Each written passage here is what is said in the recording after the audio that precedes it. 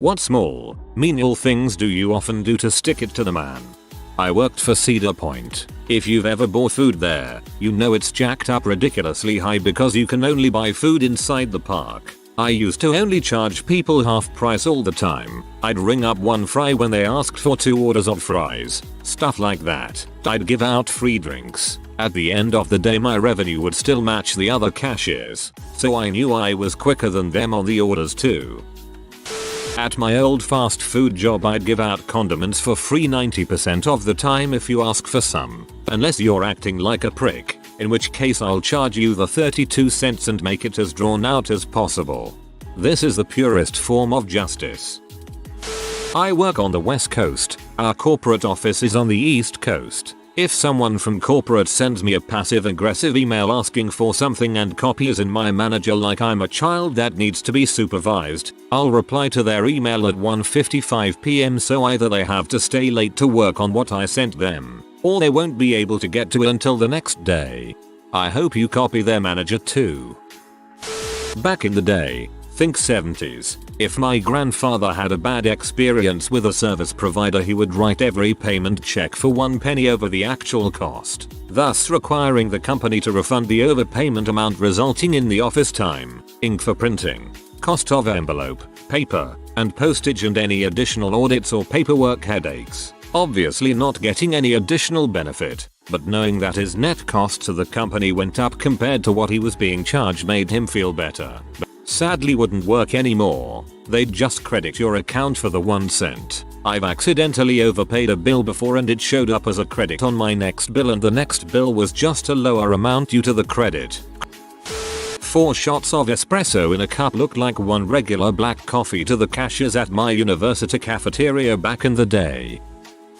My work makes us carry our company issue cell phones all the time so our managers can reach us. The phones come with a multi-page tip sheet on how we can minimize data usage to save the company money. Thing is, we're all on unlimited data plans and no one actually says anything even if you use an unholy amount of data. So sometimes I'll just uninstall and re-download apps on 4G. My university charged everyone $30 as part of a lost silverware fee associated with the dining halls. So each of my roommates and I took about $30 worth of plates, cups, and silverware that we use in our house now. That's kinda fair actually. In Canada pennies aren't a thing anymore, so if your total purchase isn't a multiple of 5 cents, it gets rounded to the nearest 5 cents if you pay in cash. If you pay with credit card, no rounding. So if I go to a store and my total would be one that rounds down, I pay in cash. If it would round up, I pay with my card. Each time I essentially save like 1 or 2 cents. That must save you about an entire dollar per year. Anytime someone asks my salary, I tell them instantly and without shame. Those on top want you to be embarrassed to say it. The lack of information makes it easier to deny you raises. I try to make it less of a stigma by the manner in which I state it. My boss tries to tell us that if we're busy, I work at a salon, we need to have a snack ready to go and take a quick 10-minute lunch in the break room instead of the full time. I regularly leave the building for the full 30 minutes because I'm allowed to because of the law.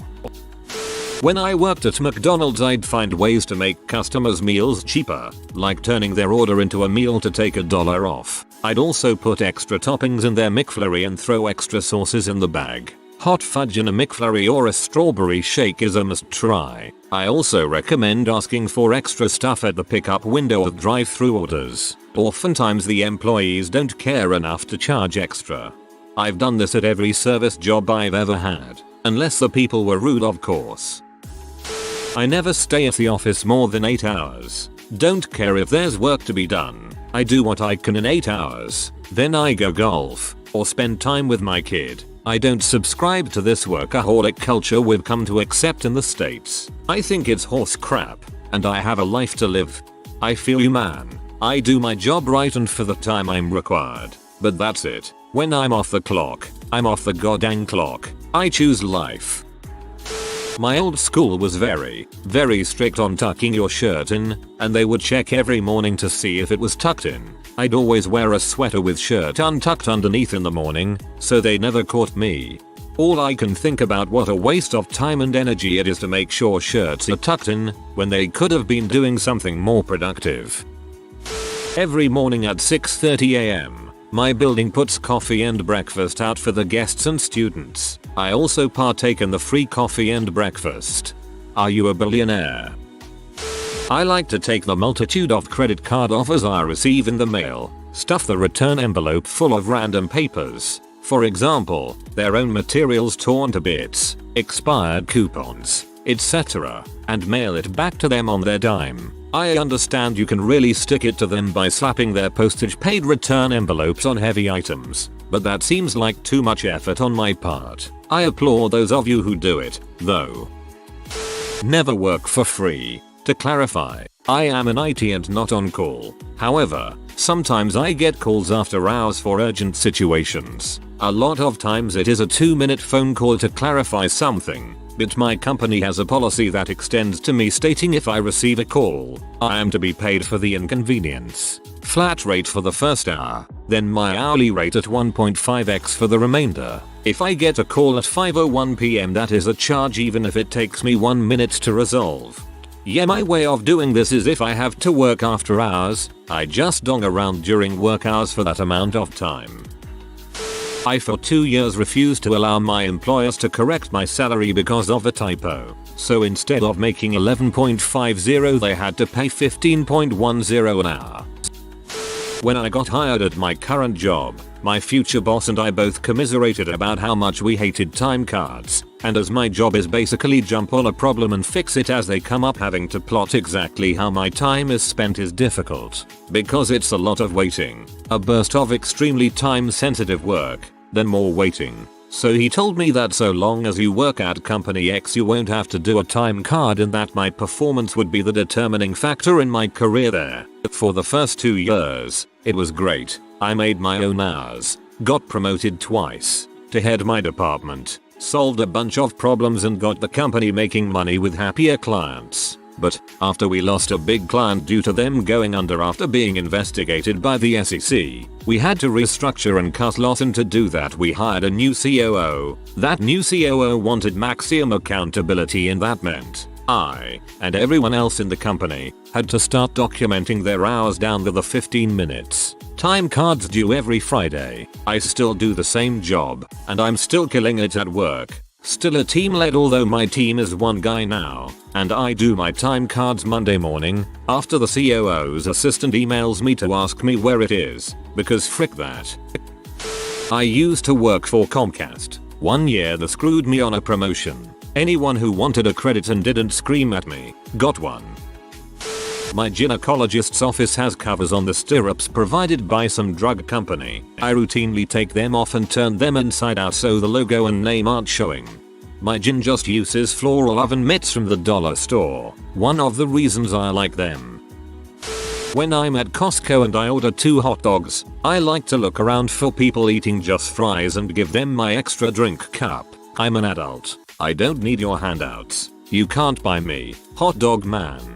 I love people like you. One time me and a friend were really broke but craving pizza and a soda. Only had enough for a piece each, so no worries, I'll just drink water. As we sit down, some guy walks up and said he didn't like soda, then asked if we wanted his cups. Made our day. Now I do the same if I ever see anyone looking for a drink. Used to know someone who would write C in white text at the bottom of emails to the boss. Guess who copied and pasted as plain text an email one day for records? They managed to get out of it by pretending to freak out that someone had put I in their signature. Boss was not very computer savvy and bought it. Stupid C. This is so ballsy and I'm way too terrified to ever try it. In high school we had to wear khakis every day, or blue or black slacks. I wore khaki colored denim and nobody noticed, cared.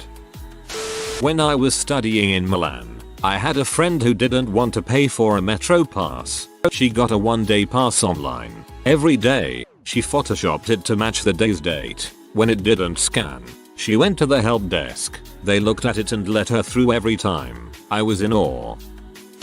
I'm slightly underpaid for my position, so until I get a raise I will continue to go over my lunch break by 10 minutes. I'm currently on light duty for a broken tibia, so I take 10-minute breaks every 30 minutes because management says that we are the problem and not our new supervisor who has turned this place toxic. I've been milking a shoulder injury that had me on light duty for so long that they've literally given me a different, easier job at the same salary. Every time I get one of those official wall post things on Facebook, thank you for being with us, or see all these data poor memories you've made, I report it back to them as harassment. I also used to carry about 20-30 delay repay forms in my bag when I commuted to London, and would walk down the train handing them out the second we'd been late enough to get our journeys compensated. For those who don't know, the journey took place on Southern Rail, which is rightfully condemned for how terrible their service is, to the point it almost can't be exaggerated. I do that with the new Reddit suggested posts ads, marking it as spam, which it is to me, now only browsed by phone app. I immediately take off any and all dealer stickers and emblems on cars I buy. Car dealers should all be well aware that advertising ain't free. Thought you would get that license plate frame by me, didn't you? Not suffice me, friend. When my boss emails or texts me, I never answer immediately, even if I'm bored and have nothing to do. Usually I wait a few hours. It's my little frick you. I'm as butthole that way. I do this to anyone who sends me an email that pisses me off. If you pee me off hard enough, I'm not fixing your crap until tomorrow. I don't have my student loan payment automatically set up. I have to call to authorize the payment. Every time I call the wrong department and make them transfer me, slowly but surely wasting their company time dollar just to get my student loan payment. Something kind of cool is that when slavery was still a thing in America, slaves of farmers would find small discreet ways of fighting back, pulling nails out of fence posts, breaking tools, things it would be hard to be punished for but still made trouble for the slave owner. Interesting. It also added to the plantation owner's expenses, leaving him less money to purchase additional slaves. So I was a waiter at this brewery in Michigan. They told me that the pop there was $1.50 pint glass, no free refills. I felt like the food and beer was overpriced anyways, so the $1.50 no refill price was too much. I never charged anyone there for pop the summer I worked there, unless you were a total jerk to me. This one guy who would come in to play Magic with his friends every Thursday only ever ordered one glass of Coke. As a result, I never charged him once. At the end of the summer before I went to college, he handed me $100 and said that I should never change. Best moment for me as a server. I was thinking to myself that I don't really do anything like this, as I release time browsing Reddit right now on my work computer, not on a break. For companies I don't like, sometimes I'll just Google their brand name, and then click on the top result that has a little ad icon next to it. Those are the search results the company bids on and pays for every time someone clicks on it, sticking it to the man a quarter at a time. Really, you're making a company smaller than Google. Give Google money. You're helping the man. I work in retail, and often when the change amounts to, for example, $14.99, I'll give the customer $15. Stick it to the man. You're supposed to say Blessed be Mary and Jesus to priests and nuns around here, but I go with hello or good morning, afternoon, evening, which everyone pretty much ignored until an older priest yelled at me for being disrespectful towards him. Whoops. This might not fit as a small, menial thing, but I already wrote it, so here you go. I work at a Hobbytown USA franchise. We sell all kinds of things, but we're primarily an RC car and parts store. The owner of the store keeps ordering a specific brand, Helion, that's known to be garbage and hard to get parts for. He gets the cars and parts for dirt cheap because Helion is made by Hobbytown USA corporate and makes a lot more money off of a Helion sale than any other RC brand. All of us, his employees, including the manager who's worked for him for nearly 80 years, keep telling him to stop ordering Helion. We're not making repeat customers with that brand. All we're doing when their Helion RC eventually breaks is pee people off and then they never come back. When I started, before I knew how terrible Helion is, I sold a bunch of them. Couple people came in for parts but we didn't have them in stock. Inventory system said we couldn't order them either, for reasons I don't know. Why didn't you tell me this brand was so crappy? I would have bought a different brand instead. Now, everyone who buys a Helion from me knows exactly how terrible they are. I refuse to sell Helion without informing the customer. I'll still sell them, but only if the customer knows how trash Helion is and accepts that once the RC is broken, it's likely to be broken for a while, if not forever. The owner has caught me giving my disclosure speech to customers, and he was pretty mad. I told him what I already told you, that I refused to sell Helion without informing the customer, and he was still mad but seemed to at least understand my reasoning.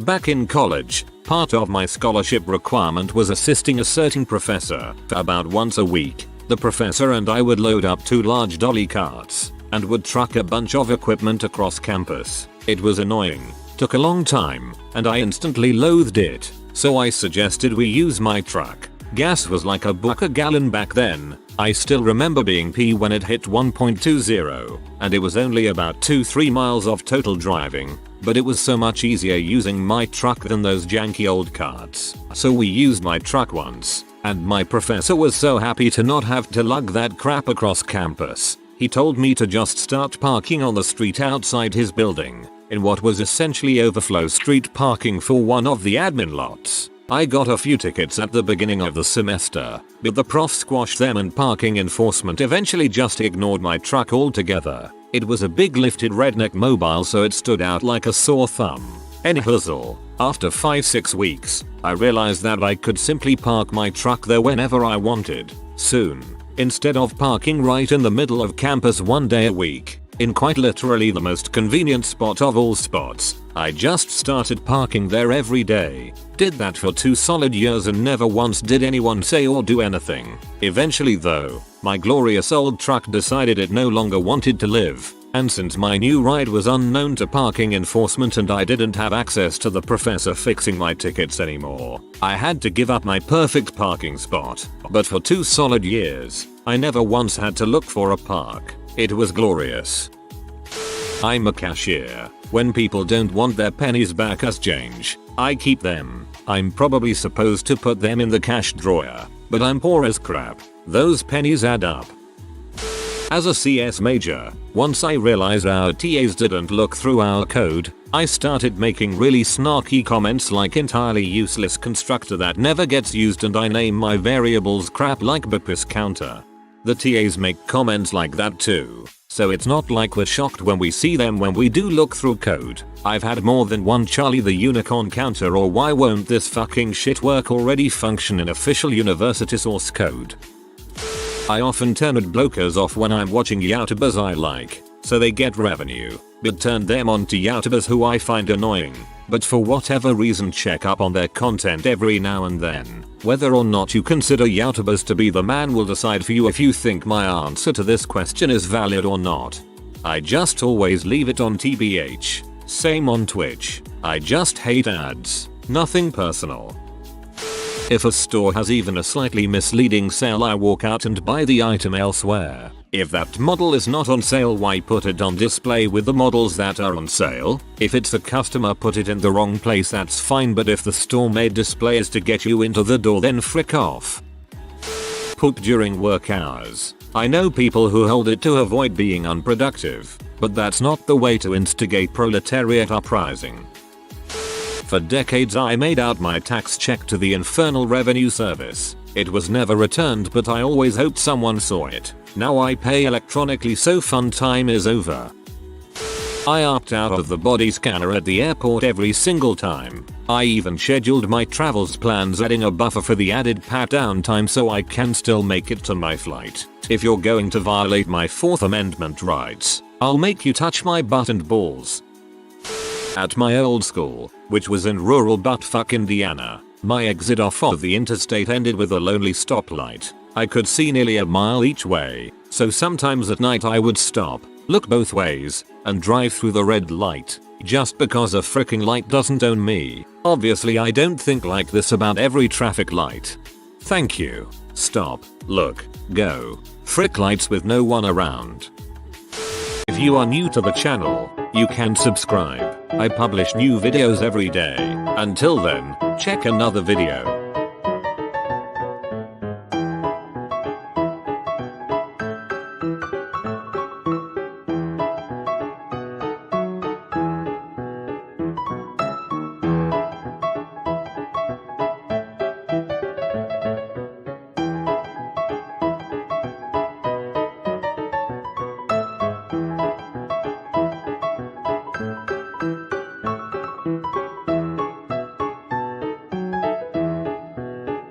Bye for now.